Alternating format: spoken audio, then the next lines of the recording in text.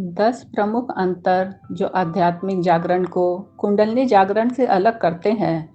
आध्यात्मिक जागरण और कुंडलिनी जागरण भारतीय आध्यात्मिक परंपराओं में दो गहन और परिवर्तनकारी प्रक्रियाएं हैं जो साधक को आत्मिक उत्थान और परम सत्य की ओर ले जाती है। हालांकि दोनों का उद्देश्य आध्यात्मिक विकास और चेतना का विस्तार है, फिर भी इसके स्वरूप, प्रक्रिया, अनुभव और प्रभावों में महत्वपूर्ण अंतर है।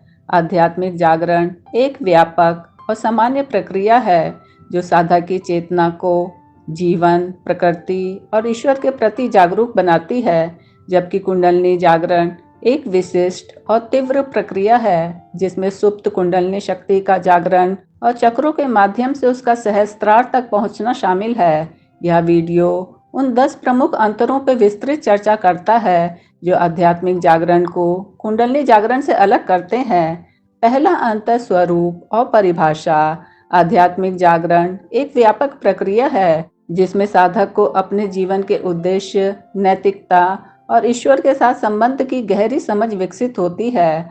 यह धीरे धीरे या अचानक हो सकता है और इसमें विभिन्न आध्यात्मिक प्रथाएं शामिल हो सकती है। इसके विपरीत कुंडलिनी जागरण एक विशिष्ट तांत्रिक और यौगिक प्रक्रिया है जिसमें मूलाधार में सुप्त कुंडलिनी शक्ति जागृत होकर सुषुम्ना नाड़ी के माध्यम से 7 चक्रों को भेदती हुई सहस्त्रार तक पहुंचती है।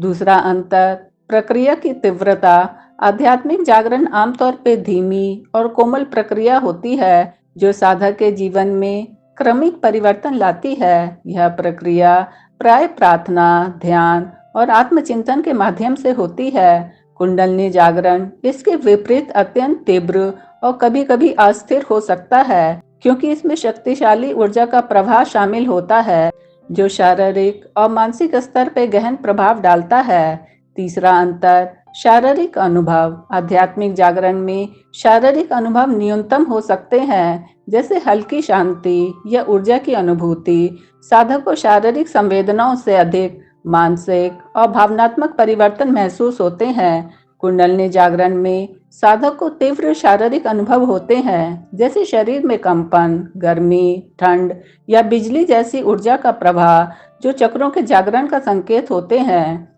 चौथा अंतर मानसिक और भावनात्मक प्रभाव।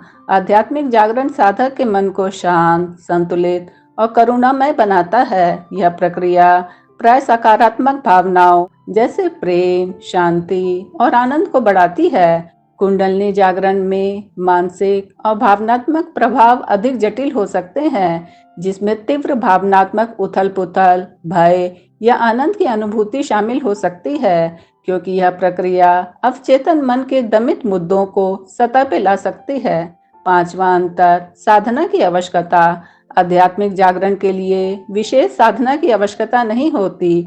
यह स्वाभाविक रूप से जीवन की घटनाओं, आत्मचिंतन या किसी गुरु के मार्गदर्शन से हो सकता है। कुंडलिनी जागरण के लिए विशिष्ट यौगिक और तांत्रिक साधनाओं जैसे प्राणायाम, मंत्र जप और कुंडलिनी योग की आवश्यकता होती है, जो साधक को इस तीव्र ऊर्जा के लिए तैयार करते हैं। छठा अंतर गुरु की भूमिका। आध्यात्मिक जागरण में गुरु की भूमिका सहायक हो सकती है, लेकिन यह अनिवार्य नहीं है। साधक स्वयं के प्रयासों या जीवन के अनुभवों से भी जागृत हो सकता है।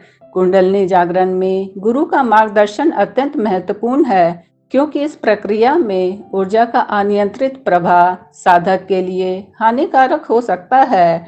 गुरु साधक को सही दिशा और सुरक्षा प्रदान करता है। सातवां अंतर चक्रों का संबंध। आध्यात्मिक जागरण में चक्रों का विशेष उल्लेख नहीं होता और यह प्रक्रिया मुख्य रूप से साधक की चेतना और विश्वास प्रणाली पर केंद्रित होती है।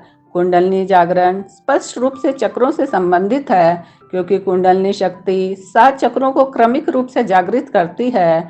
प्रत्येक चक्र के साथ विशिष्ट शारीरिक, मानसिक और आध्यात्मिक अनुभव जुड़े होते हैं। आठवां अंतर समय और अवधि।